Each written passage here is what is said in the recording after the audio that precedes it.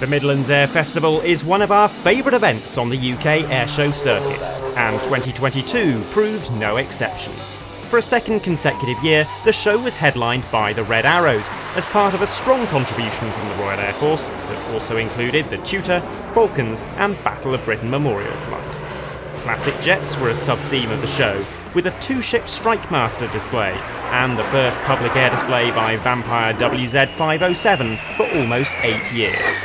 As well as a record 6-hour flying display, the Midlands Air Festival also attracted more than 200 hot air balloons, making it the largest balloon gathering in the country this year. This is our pick of the action.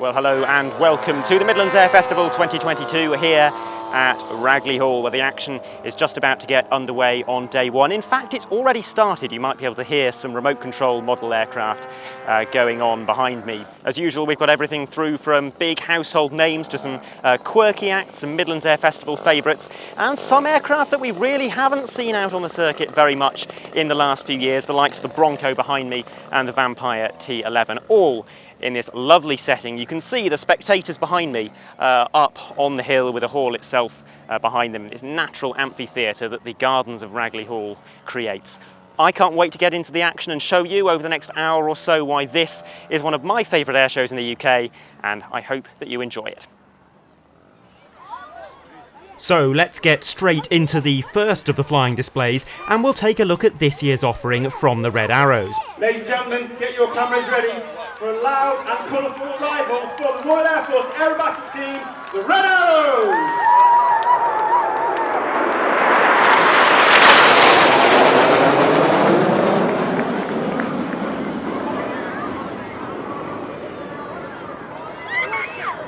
This was their second event of the year, their first in the UK, with their new 7-ship display rather than the usual 9 aircraft.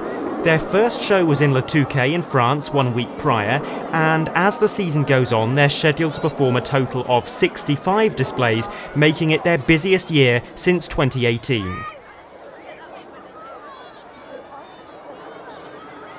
It's actually quite impressive that we're seeing the Red Arrows at all at the moment. In late April, they lost one of their Enid pilots, and as Enid's manoeuvres are mostly impossible to fly with 4 aircraft, Red 9 was moved to the Red 5 position to fill that vacancy. That meant that some of Jippo's 4-ship manoeuvres became impossible, so several of those got axed from the display, along with the vertical brake.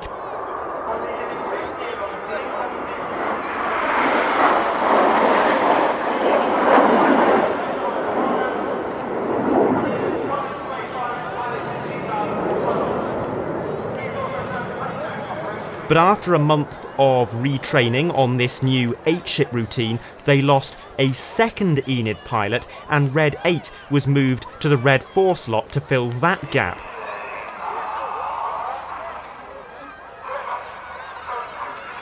That change occurred in mid-May, with less than 2 weeks to go until their first show of the year, and of course the display had to be changed again, quite substantially. Manoeuvres like the Goose became impossible in their previous form, and the whole order of the second half of the show had to be changed up to make it work.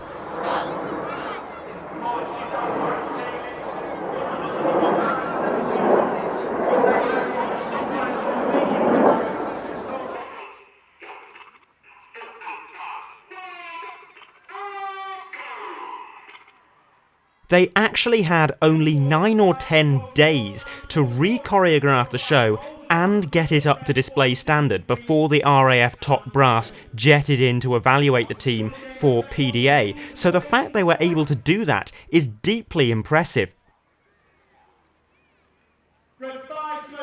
red and red 4 smoking blue. Red 5 is flight attendant Dave Simmons, known as Simo. Simo's previous programs were made of PR4, as well as Harry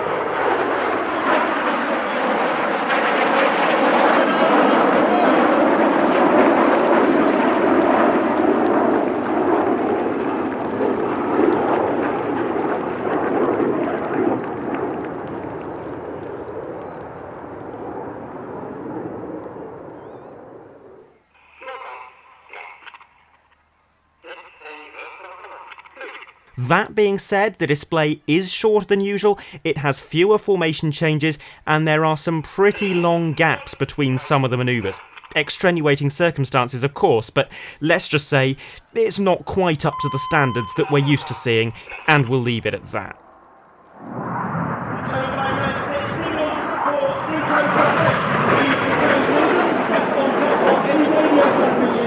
That red one is calling. Red 6 and 7 breaks away.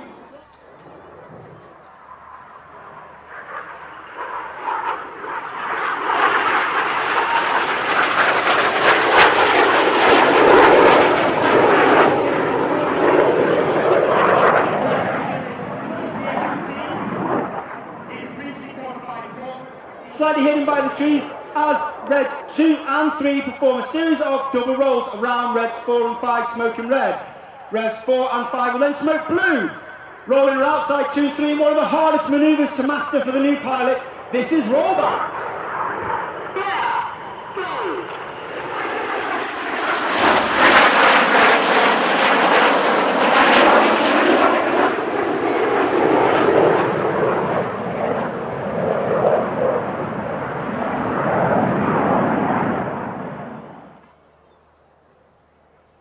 As Red 6 smokes blue, look to your front right 45 and you'll see Enid have now formed an inverted V. Red 6 and 7 pulling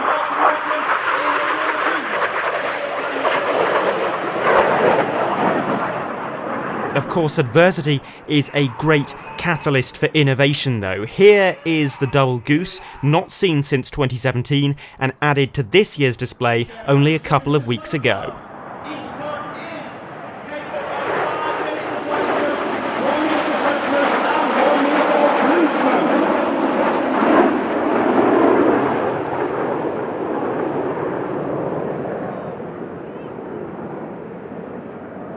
And here's another manoeuvre returning for the first time since 2017, the Infinity Break, devised in 2009 by Red 1 of the time, Jace Hawker, and it's the final manoeuvre of this year's display routine.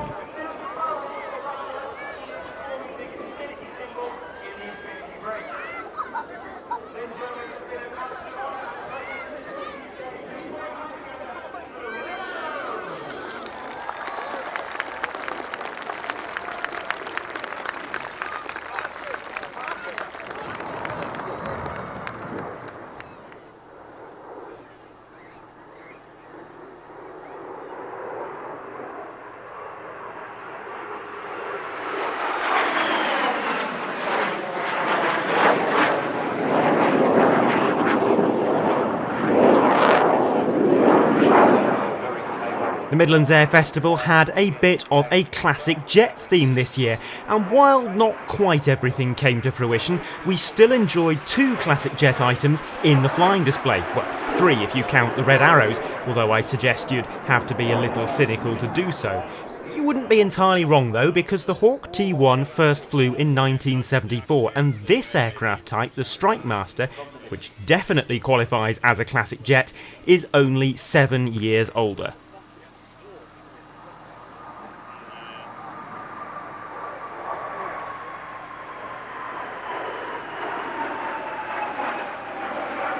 Aircraft owned and operated by the North Wales Military Aviation Services Limited. This is the very popular Strikemaster Display UK pair from North Wales Military Aviation Services.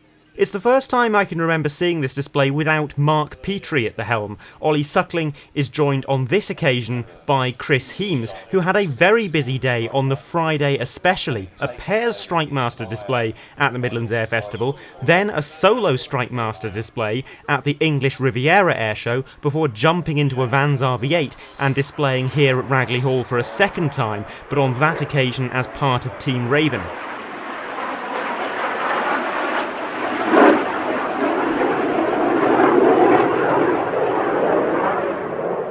Each export customer for the Strikemaster received a different designation for their aircraft.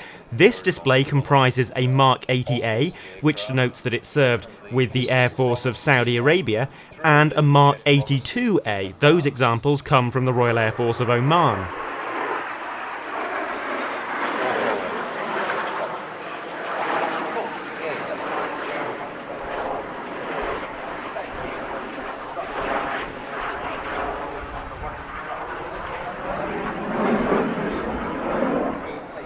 There were a total of 10 official Strikemaster operators, several of which used the Strikemaster in combat in the close air support role. And I stressed the word official there because 2 Strikemasters also served briefly with the Ivorian Air Force.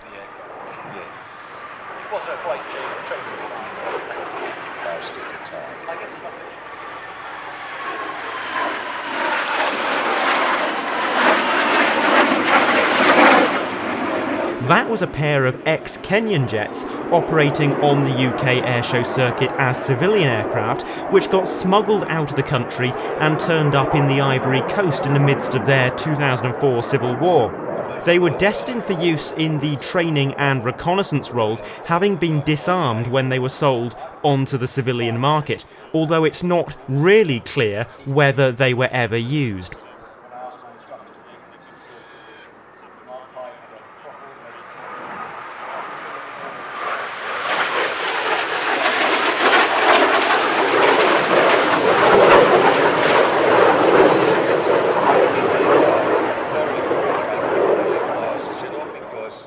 This will be the last pass. In now for one final manoeuvre, which will be a vertical brake.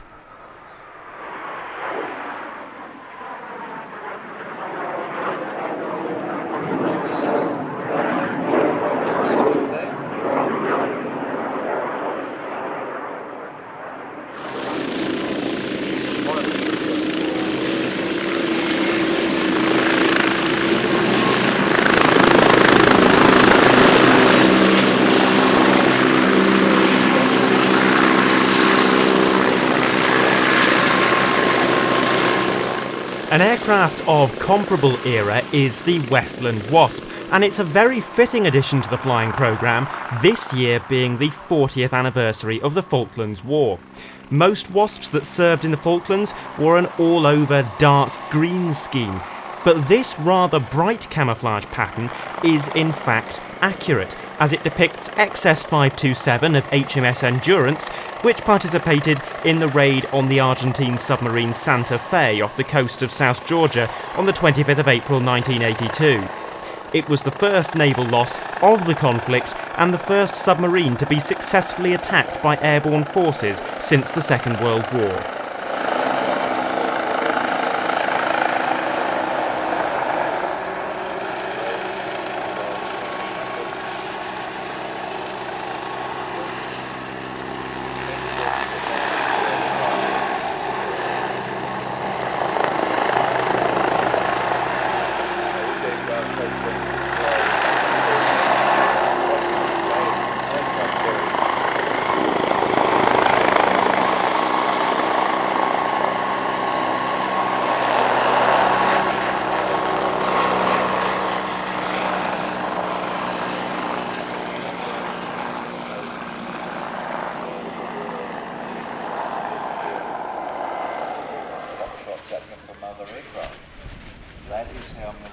Now here's a display that we've seen before, Kevin Hale in his Oster AP6, who is a regular participant at the Midlands Air Festival.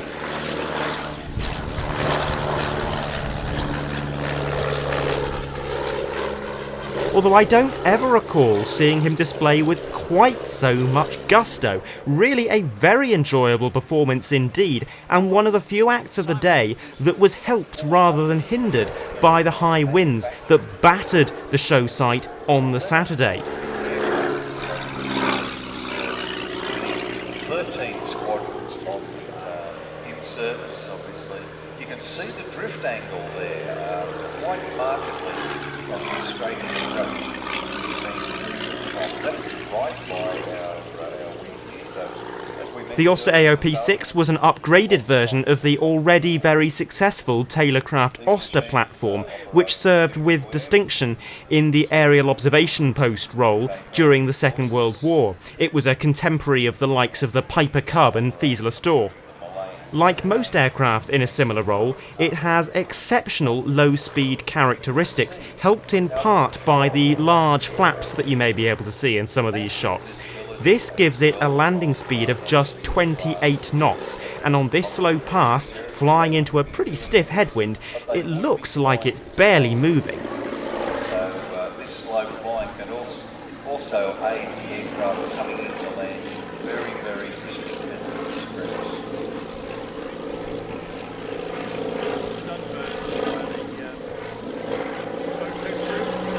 Beautiful aeroplane, very, very well flown back to the there. And in fact that role was also performed in Vietnam, wasn't it? Yes, excellent point, Peter McNamara, and here is the aircraft that did perform that role in Vietnam, the OV-10 Bronco.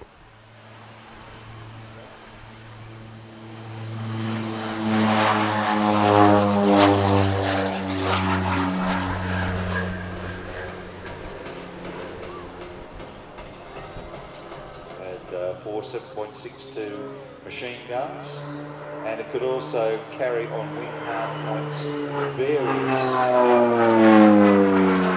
This aircraft is not Used primarily for observation and light attack, and indeed still in use today with the Air Force of the Philippines in the counter-insurgency role. But this, the OV-10B, is not a combat machine. The B variant Bronco was designed as a target tug for the West German Air Force. The transparent bubble window at the rear of the fuselage is not present in any other variants of the Bronco. There would have been a small cargo door there instead, and you could carry as many as 6 people in the back. But the OV-10B had that transparent dome, which is where a target winch was fitted, and it's where a winch operator would sit facing rearwards. principally used by the US Air Force.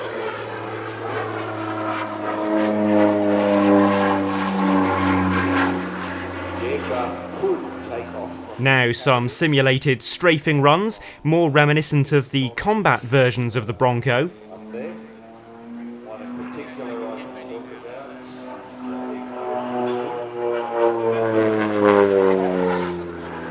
Instead of flying out of Da Nang, he was helicopter escort, armed reconnaissance, light air transport. You could actually carry 6 people back.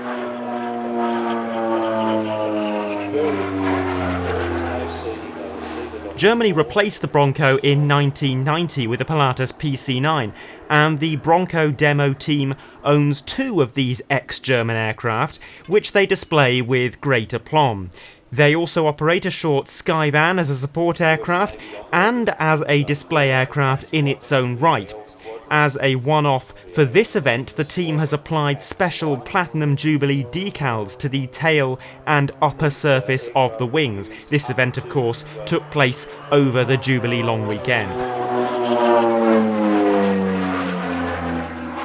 And now we're about to see a demonstration of the Bronco's exceptional short takeoff and landing capabilities, which was such that this aircraft was capable of operating from aircraft carriers. An exciting landing to end an extremely entertaining display.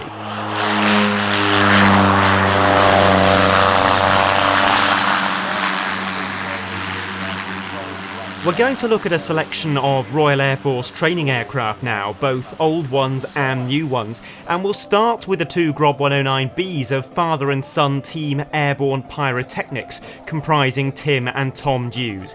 This aircraft type was known as the Vigilant T1 in the RAF, used primarily by the Air Cadets and the Central Gliding School, up until it was prematurely retired in 2014 due to certification problems. The ex-RAF fleet is now being retrofitted with more powerful engines and glass cockpits and being sold to private owners as the Grob 109 Able.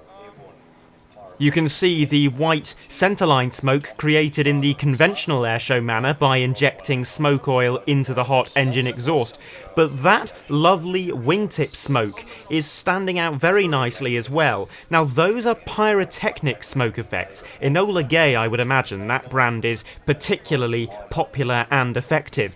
They are fired by an electric current, and these aircraft are able to do that because they are modified for night air displays with fireworks. This pyrotechnic smoke runs off the same system, and we'll be seeing their night show later on in the programme.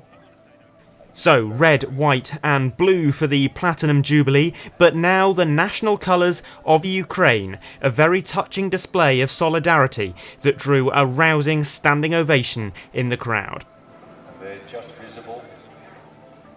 Their salute to the Ukraine. We're going to move on now to an aircraft that looks really rather similar, except with shorter wings. And that's because this is another Grob product. It's known commercially as the Grob 115E, and in the Royal Air Force it's designated the Tutor T1. It was for many years the RAF's elementary training aircraft, and although it was partially replaced by the Grob 120 Prefect in 2018, it still has roles with the University Air Squadrons, the Air Experience flights, and with numbers 3 and 6 flight training schools. So let's focus on the aircraft. The Grob 115E Tutor. A quarter clover there, which leads into a rather lovely stall turn. It is constructed of a carbon composite material and has a 180 horsepower Lycoming piston engine. DJ now pulls up into the vertical for another stall turn. The Tutor fleet is owned by Babcock, hence the civilian registrations, and this one is in a rather interesting paint scheme. It's almost reminiscent of the black and yellow schemes on the old Slingsby T67 Fireflies. And this scheme is a one-of-a-kind. It is one of 4 experimental schemes, each applied to one aircraft in the Tutor fleet in an effort to gauge which one is the easiest to spot from a distance. Watch out, here we go ladies and gentlemen. The Tutor is capable of inverted flight, which is now demonstrated by this inverted pass. As you can imagine, this is naturally not a comfortable position to be in, as the blood is rushing through his head. The pilot is Flight Lieutenant David John Gibbs, an ex-Royal Navy Sea King pilot who always harboured dreams of displaying the Tutor. When a vacancy flying tutors for the Royal Air Force arose in 2019, he transferred to the Air Force. And it paid off, because here he is at the controls of what is one of the RAF's most important air display assets. Across the UK, all linked to nearby universities. Students on the University Air Squadrons are taught to fly the Tutor by highly experienced military flying. This, after all, is the very aircraft that young people in the crowd are most likely to fly if they join the Air Cadets or a University Air Squadron. And the ability to point skyward and say, "You can do that," is incredibly powerful. Service and excellence.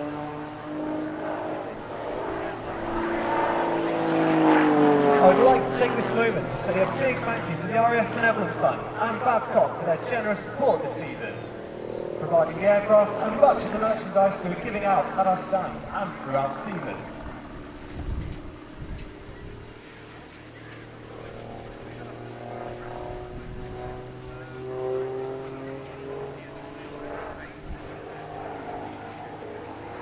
This aircraft is used to train future RAF pilots. Obviously the Royal Air Force is on operations today. We have aircraft and personnel deployed around the world, operating with NATO and other air allies. whilst others secure the skies above the United Kingdom 24/7, 365 days a year. Before the Grob Tutor, many decades before, it was the Tiger Moth that fulfilled the same role, not just with the RAF, but with countless other air arms around the world.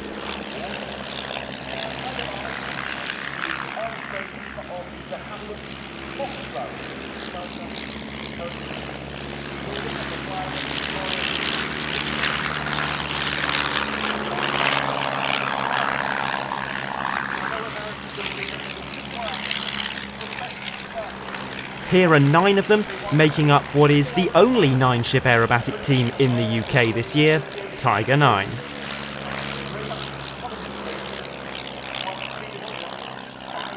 Actually, I'm going to be a pedant and point out that one of these aircraft is not a Tiger Moth. The aircraft with the yellow underside and the camouflage on the top is a Queen Bee. That is an aircraft very much like a Tiger Moth that could be controlled via radio from the ground.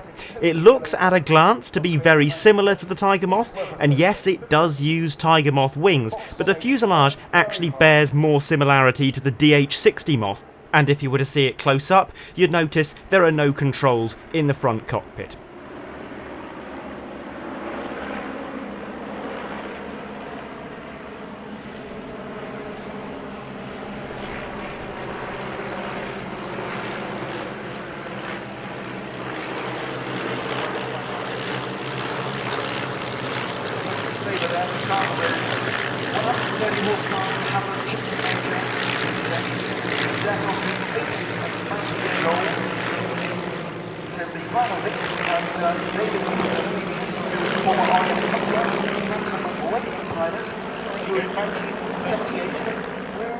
The aircraft was developed in response to an MOD request for a reusable but expendable remote control target aircraft, and it was the first full-size remote control aircraft ever made.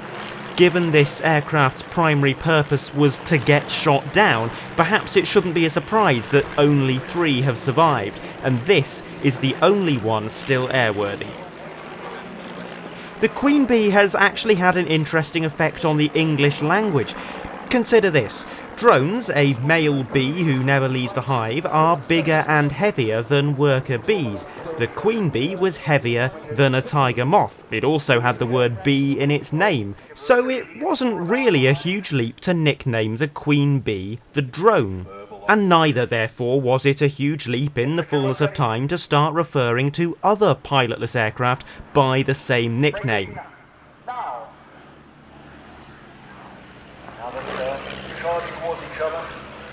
Now 2 of the conventional Tiger Moths dive into show centre for an opposition pass, and this is Tiger 9's very own synchro pair.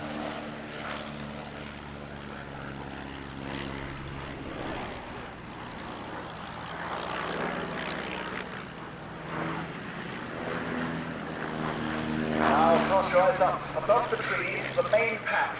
Diving towards you. Braking now.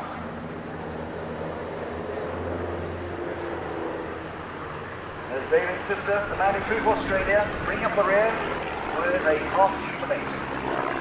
After cutting their teeth on the Tiger Moth, a pilot might end up flying something like this. The Rolls-Royce Heritage Flight's Spitfire PR19, flown here by Chris Hadlow. Operated by Short Brothers Command.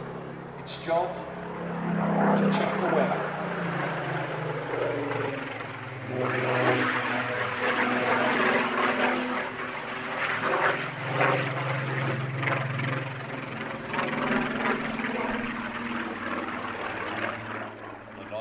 This is one of 2 aircraft operated by the Rolls-Royce Heritage Flight, the other being P51B Mustang Warhorse, which we'll see in a minute.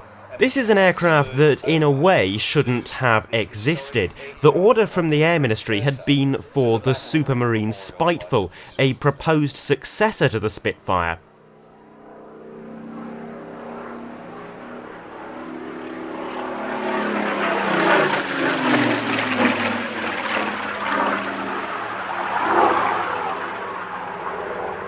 The coming of the jet age stunted the development of that project. Orders were either cancelled or, as in this case, transferred to some of the later marks of Spitfire instead.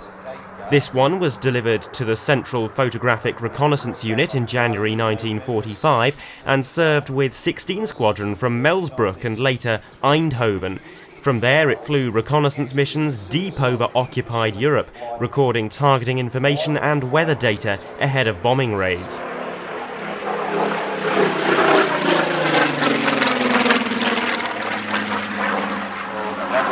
She continued to serve into the 1950s, flying research missions for the Meteorological Flight, before eventually being transferred to the Historic Army Aircraft Flight when that organisation was first established in 1957. That was the unit that went on to become the Battle of Britain Memorial Flight, which we'll see later in the programme.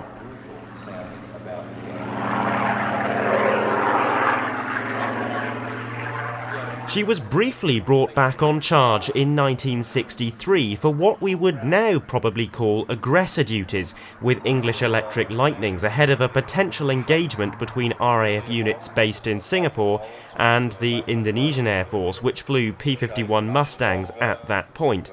Luckily, that was a conflict that never came to pass, and the aircraft was returned to the BBMF before being sold to Rolls-Royce in 1996.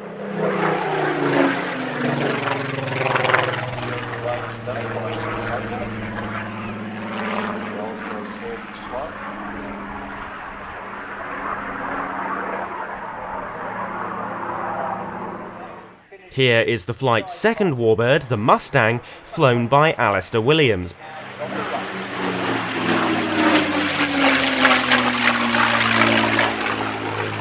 The aircraft is owned by Warbird Experiences, but is made available to the Rolls-Royce Heritage Flight for air displays during the summer season, reflecting Rolls-Royce's role in transforming this aircraft type into one of the most potent and significant fighters of the Second World War.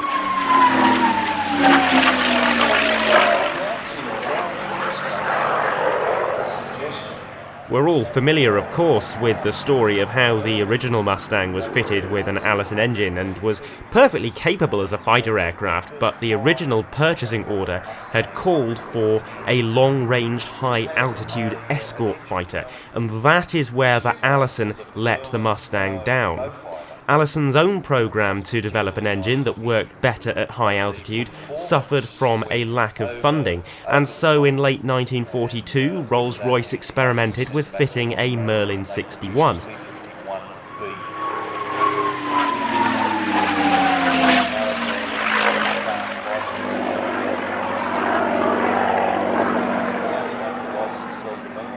That's the same type of Merlin as was used in the Mark 9 Spitfire, an aircraft type that was already used quite extensively in roles such as high-altitude photo reconnaissance.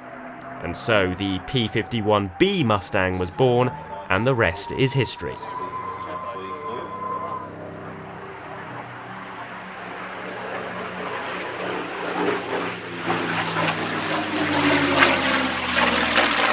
early models had the high fuselage, very similar to that of the Spitfire, and in an effort to improve it also... The aircraft has been on the UK Airshow circuit for a very long time, known as Old Crow, the Shark, and most recently Warhorse. Now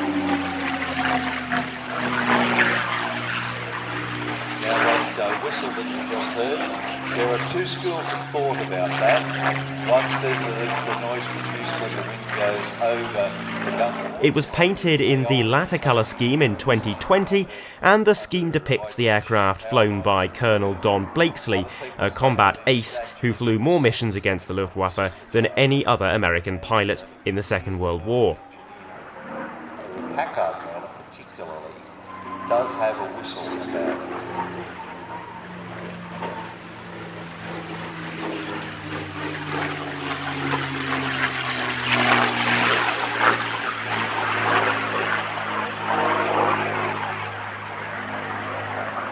A Second World War aircraft of a very different kind is the P5A Catalina, in this case technically a Canzo A as it was built under licence in Canada, but it is in all meaningful ways equivalent to the P5A. This is the sole airworthy Catalina in the UK, and we've seen it many times before on this programme, such as its high operational tempo on the UK airshow circuit. In fact, I wonder if it might be the civilian aircraft we've featured the most often. It's the 5th time I can remember filming it since 2020, so I would be fairly confident in saying that it is. And we're going to see it at least twice more this season, in the next episode from the Cosford Airshow, which will also include the likes of the F-16, Typhoon and F-35, and then in the episode after that from Meaux in France, so make sure that you are subscribed to see both of those programmes when they become available in late June and late July respectively. You see those wingtip floats extended for the landing and takeoff position.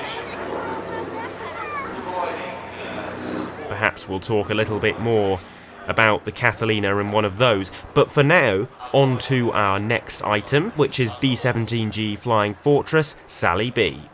It's the only flying example of its kind outside North America, and since 1985 she's been under the custodianship of the legendary Ellie Sallingbow, hence the aircraft's name Sally B, and yes, it has genuinely taken me until now to make that connection.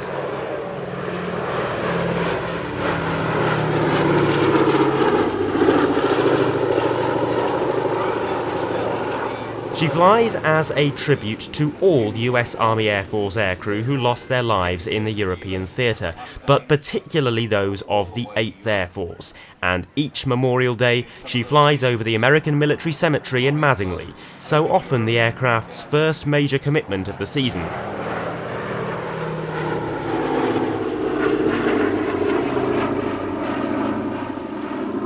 Built not only by Boeing but also by Douglas, the Vega division of Lockheed.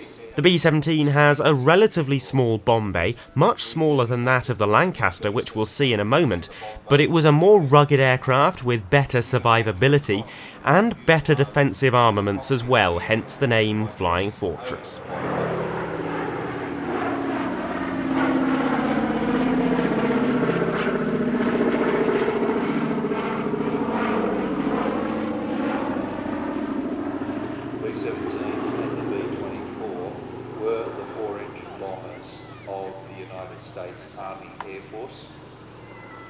Mostly used in Europe, in the Pacific also used, but strangely enough it was the B-24 that was used in greater numbers in the Pacific. Certainly made famous by numerous movies, The War Lover, Memphis Belle.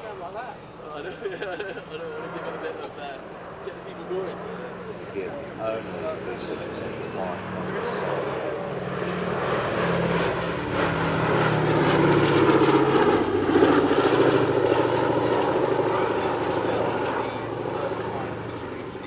It was a rather sporty display on this occasion, more so than I remember seeing from Sally B in the past, with some lovely on-crowd wingovers, such as this one, which concludes the performance. To the 8th Air Force.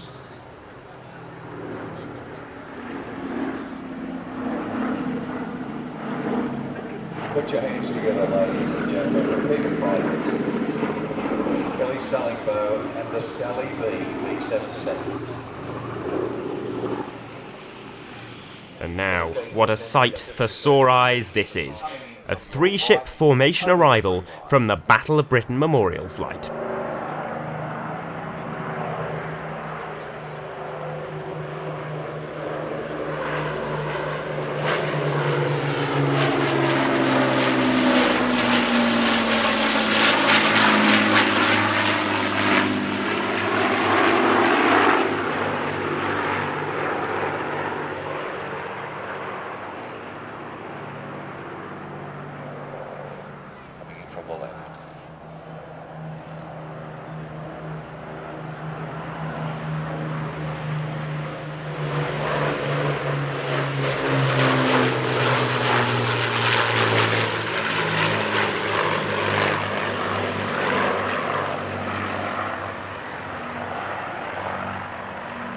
The BBMF have been a stalwart of the UK airshow scene for decades, and in the last few years we've perhaps become aware of the extent to which we've taken them for granted, because for the past 3 seasons this is something we have barely seen.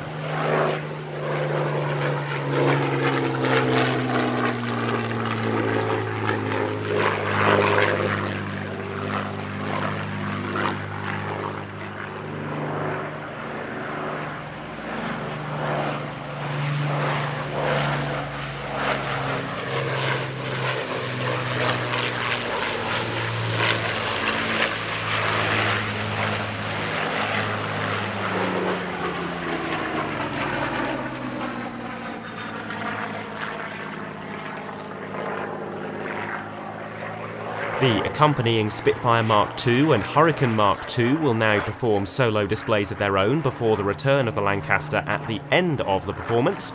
The Spitfire is flying a new solo display routine this year, which begins with a sequence of quarter clover manoeuvres in tribute to the Platinum Jubilee.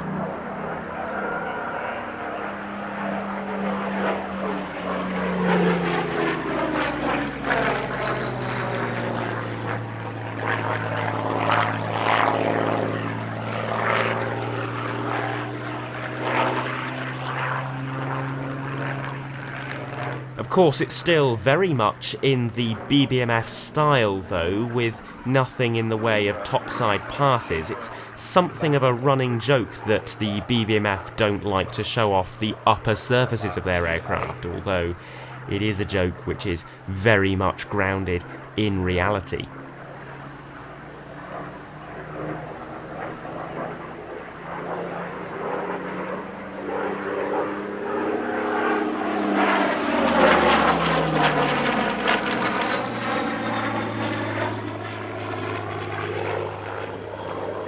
This is the only aircraft in the BBMF fleet that is a genuine Battle of Britain veteran. It was the 14th Spitfire to be produced at Supermarine's Castle Bromwich factory. Nearly 12,000 would be produced there in total.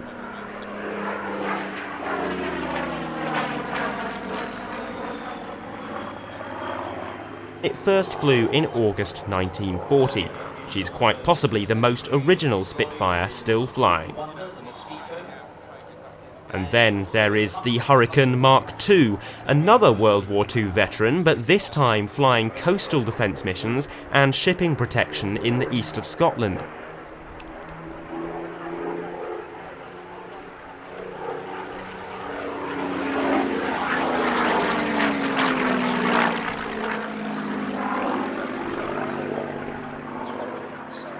This reflects a broader truth about the Spitfire and the Hurricane.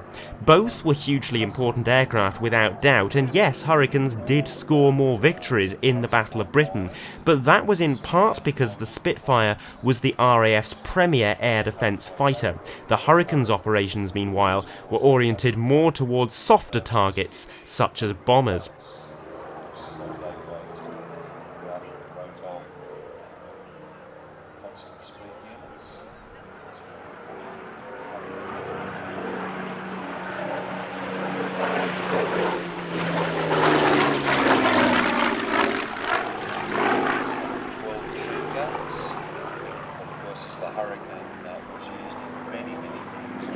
Like the Spitfire we saw earlier, this aircraft was a founding member of the RAF Historic Flight in 1957.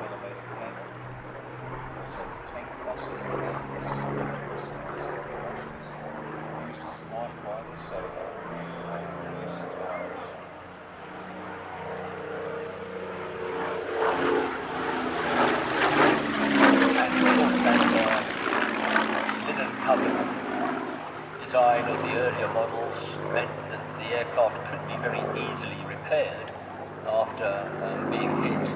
If the machine gun or cannon shells and the Messerschmitt 109s or whatever didn't hit any vital components, they would often just pass right through from one side to the aircraft to the other, and could be easily and quickly repaired just by splashing on some dope and some additional Irish linen.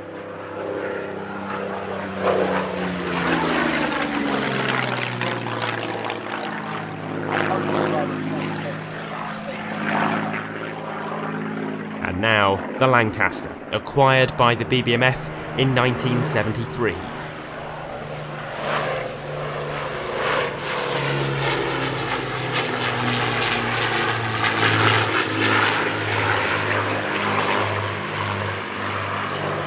Absolutely incredible to think that The Lancaster's 2019 season ended early as the aircraft came due for a major overhaul, and then it remained grounded through most of the pandemic.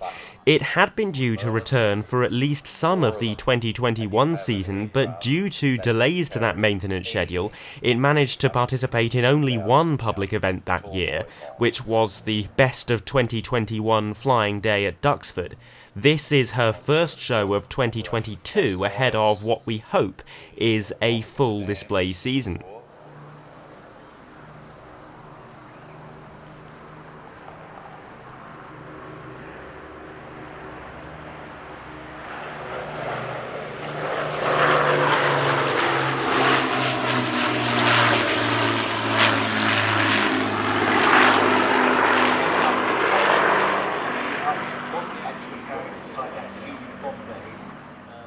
There's a good view of the Lancaster's bomb bay. You can see just how much larger it is than the B-17, with a payload of up to 22,000 pounds. That's enough for it to carry the Tall Boy and even the Grand Slam, a 10-ton earthquake bomb designed by Barnes Wallis. Wallis, of course, was most famous for designing the bouncing bomb, which was also carried by Lancasters, although that particular bomb was carried externally. It was simply much too wide to fit in the Lancaster's bomb bay. It's one of two larger aircraft operated by the flight. The other, of course, is the Dakota, which was originally added to the BBMF fleet to serve as a training aid for new Lancaster pilots. It has since become a display aircraft in its own right, but not this year, as it's now the Dakota's turn to go through an extended maintenance period.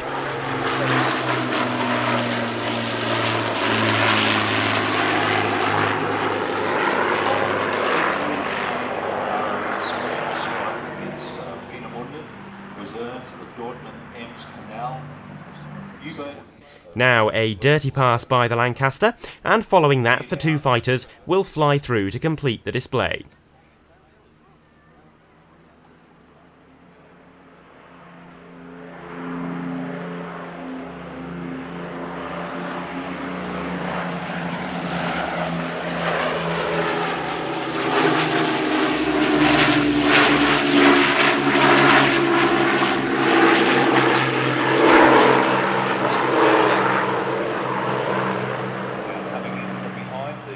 Spitfires joined up with 7,377 units.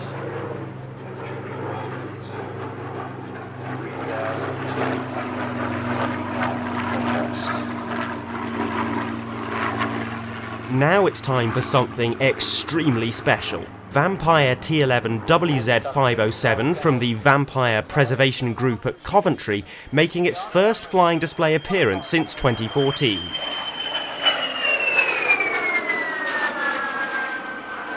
And I'll be honest, when I saw the Vampire announced for this year's Air Festival, I didn't really believe that it would happen, because operating this aeroplane and sourcing the parts it requires is becoming an ever greater challenge. It's been promised at a couple of other air shows in the last few years and gone tech.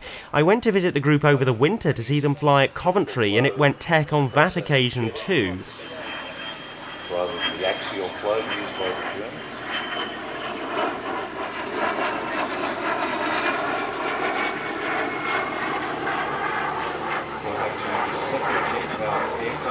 It's an impossible situation that the operators face though, because something as simple as a punctured inner tube can and has grounded the aircraft for months because they're simply not manufactured anymore. Featuring the latter blown or bubble type canopy. Very, very cramped quarters side by side.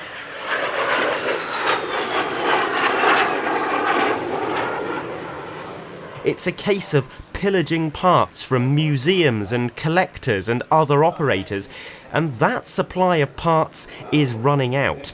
So it was only really when the aircraft appeared over the tree line that the reality of what we were seeing began to sink in. The only T11 Vampire flying in the world, the only Vampire of any kind currently based in the UK, performing its first airshow in 8 years. Output, 3,500 pounds thrust.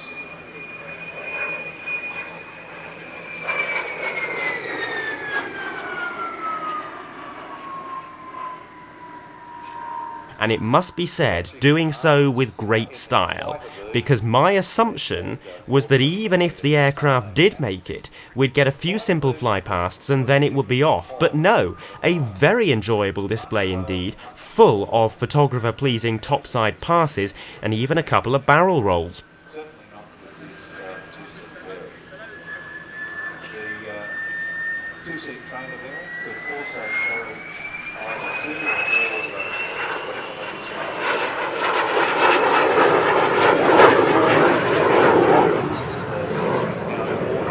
Those rockets were mounted on hard points.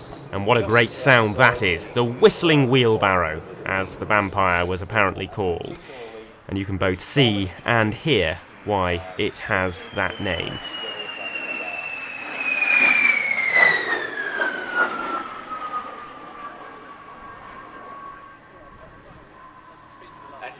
So, our sincere thanks to Mark Hooton and his whole team for the countless hours that they have put in to get the aircraft show ready, and then for flying such a delightful display in it. This really was quite a treat. He has more than 14,000 hours experience. First string the Vampire in 2003. People have often asked, why does the Vampire have twin booms? And that answer is very simple. These were first generation jets.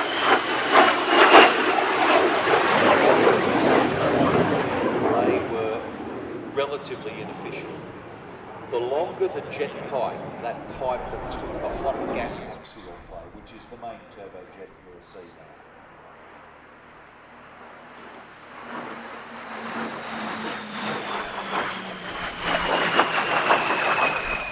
But a total change of tone now, from a 1940s jet being sympathetically guided around the sky, to a helicopter with a face on it, being chucked around with carefree abandon. It can only be Brendan O'Brien, can't it? Flying Otto the helicopter, the heavily modified Schweitzer 300 he purchased from the late Roger Buis in 2016. Brendan was mentored in the art of chopperbatics by another late great figure on the airshow circuit, the extraordinary Dennis Kenyon, who sadly died in 2020 at the age of 88.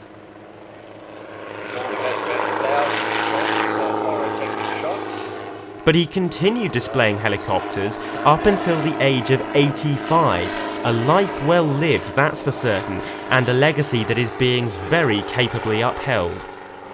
A slightly different design of the display area here at Ragley Hall did force Brendan to display a little bit higher than he would have liked this year. You might remember in last year's Airshow Dispatch episode from this event, we were watching him flying below the height of the tree line, and hopefully that will be rectified for next year's show, because not only does it make for better video, but it's also easier for Brendan to fly when he's low. He doesn't so much judge his height and speed from the instruments in the cockpit during these low-level helicopter displays, but by looking outside at reference points on the ground, so it becomes easier for him to judge his own movement at lower altitude.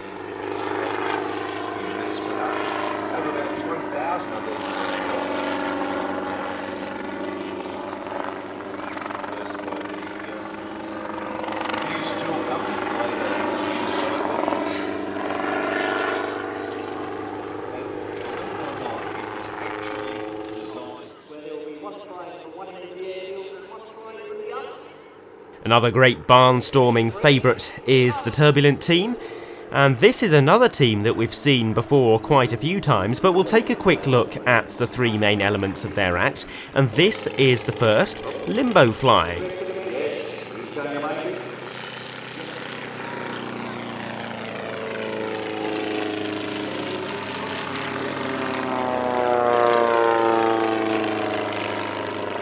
first pass is being done with one aircraft flying in opposition to the others, just in case it wasn't complicated enough already. Passing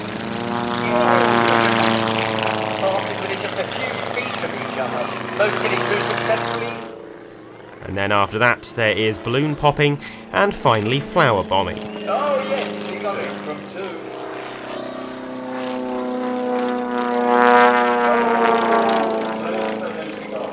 The Turbulent Team come from the Tiger Club, an aerobatic flight club at Dammons Hall in Essex. And over the last half-century, the Tiger Club has been responsible for mentoring many pilots who went on to become some of the biggest names in display flying. And here's a great example of that: the Tiger Club's Cap 10 display pilot, Christoph Simon, who performed his first air display only last year.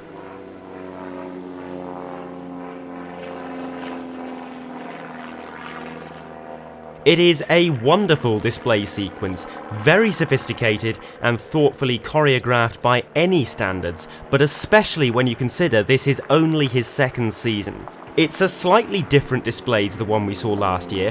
One of the changes is the addition of a musical soundtrack. Christoph agonised over his decision for many weeks, but eventually selected Oblivion by the French band M83, a group whose music is so often heard at air displays.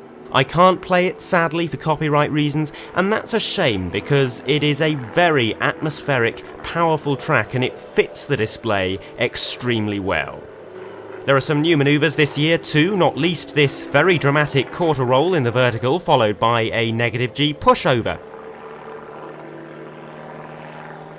I went down to Dammons Hall in the spring and met Christoph while he was practicing this new routine. We did some filming and went for a flight together, and I think what I might do is post a video of that practice display somewhere with the music. So if you're watching this on YouTube, do check out the video description for a link to that bit of bonus content.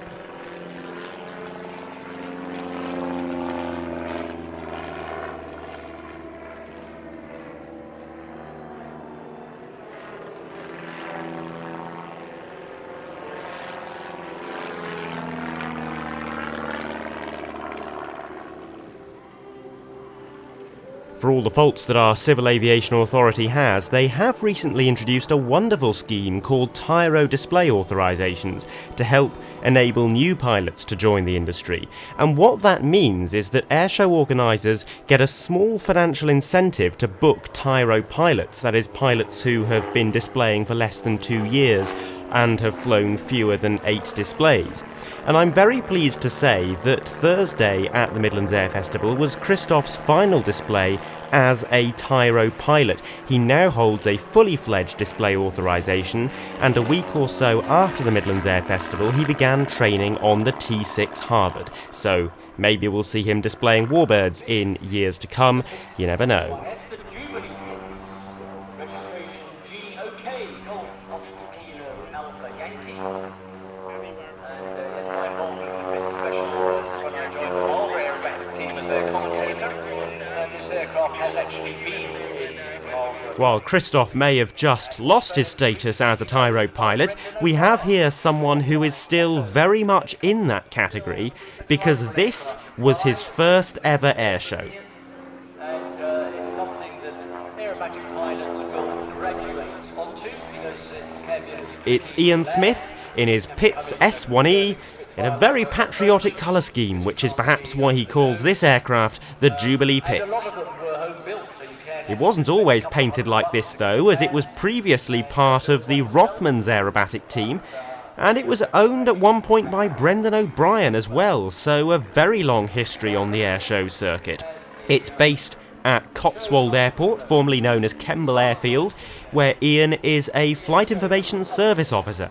And he is very ably assisted in his efforts to become a display pilot by someone who you will probably have heard of, Neil Porter, who is the organiser of the Abingdon Air and Country Show. A nice topside pass there, showing the Union flag on the top, the Jubilee Pits from Ian Smith, definitely entertaining us. The Pits S01E is a kit-built aeroplane, that you can build in your garage, and the same is true for the aircraft used in this next display, the Vans RV8s of Team Raven.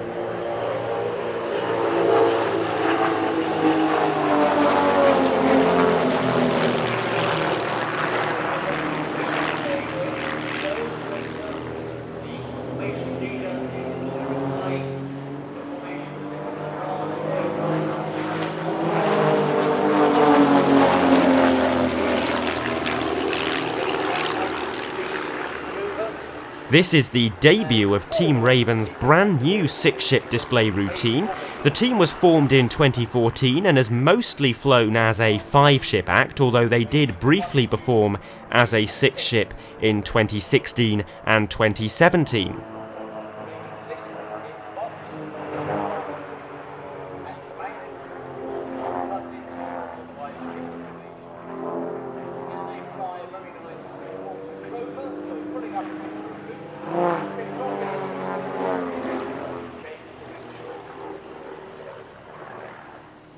A lovely bomb burst coming up, with 3 aircraft splitting on the way up and 3 more on the way down.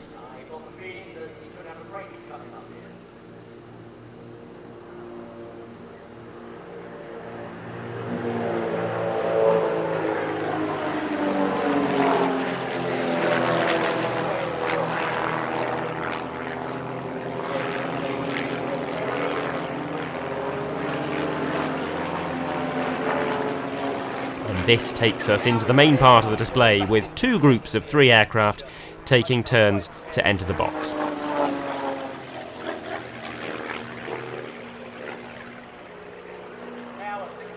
Half of the team's pilots are new this year, although all 3 are names that you will quite possibly have heard before.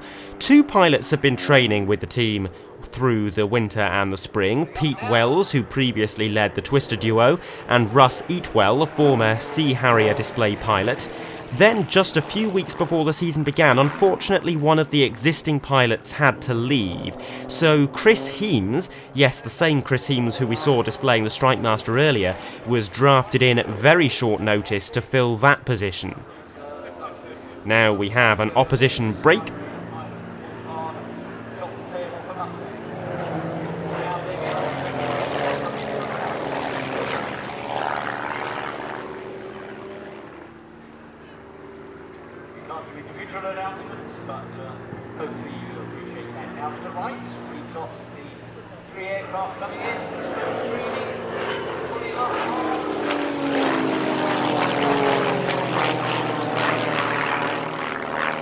I've always tremendously enjoyed watching Team Raven. They're one of my favourite civilian acts on the circuit.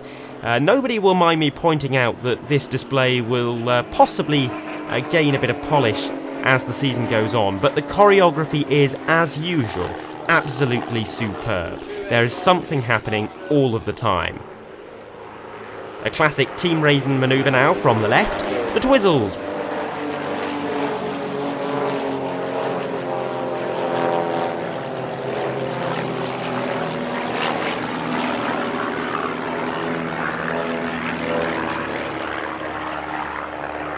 And a very tricky quarter clover into a vertical break to end the display. You can really see how hard the guys on the outside of the formation are working.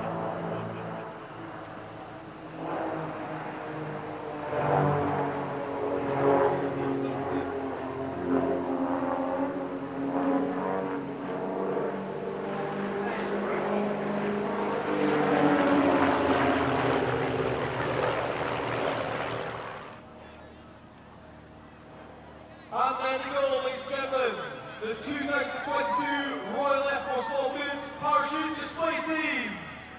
The final act during the afternoon portion of the aerial displays is the RAF Falcons, and once again they've developed a new display routine this year. It combines the carousel manoeuvre developed in 2021 with some older manoeuvres from previous shows. They were a surprise star of the event for many of us, especially in the excellent weather conditions on Thursday afternoon.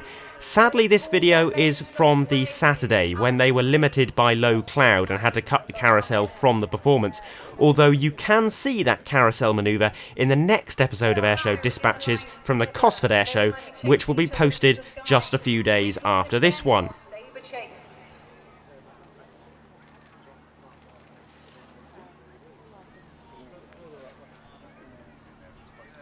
They're branching out then. They will see up, or you will see a heart shape. Some may say better than the red arrows.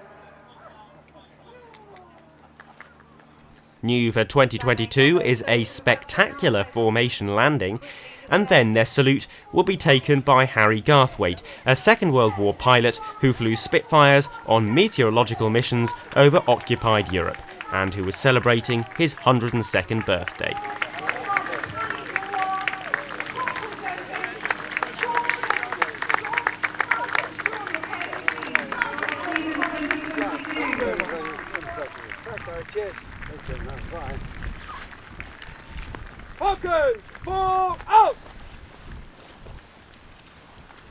The Midlands Air Festival is so much more than just an air show though. It also featured remote control model aircraft and over 200 hot air balloons, including 40 special shape balloons, which participated in mass launches on the first 2 days of the show. There is also a night element on the opening evening, which includes a gloriously entertaining hot air balloon night glow, which you're seeing some pictures of now, a fireworks show, and also some pyrotechnic air displays. Here is Brendan O'Brien once again with Otto the helicopter, which he has equipped to carry more than 1,000 pyrotechnic shots. He's in the process of rebranding his outfit from O'Brien's Flying Circus to Pilots of the Purple Twilight, with a focus on providing pyrotechnic air displays at weddings, parties and so on. So during this display I was mostly focused on capturing some promotional material for him. That's why I don't actually have an awful lot of footage of the performance itself. I'd show you more if I could. And here we have the other Midlands Air Festival Nightfire regular in attendance as well, Airborne Pyrotechnics, another display which we saw earlier on, participating in the afternoon air show. This is their night show, and they start with a lovely break, followed by some synchronised display flying, and that will lead on to a pair of very graceful solo displays.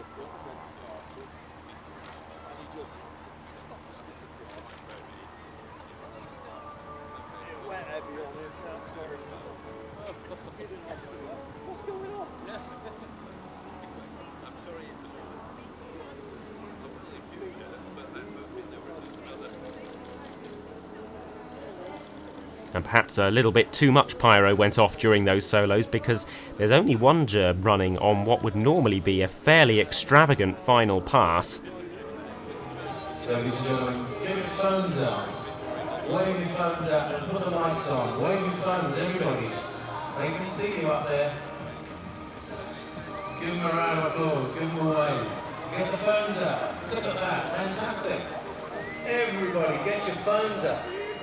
And that is it. We have seen every single act that flew at the Midlands Air Festival 2022.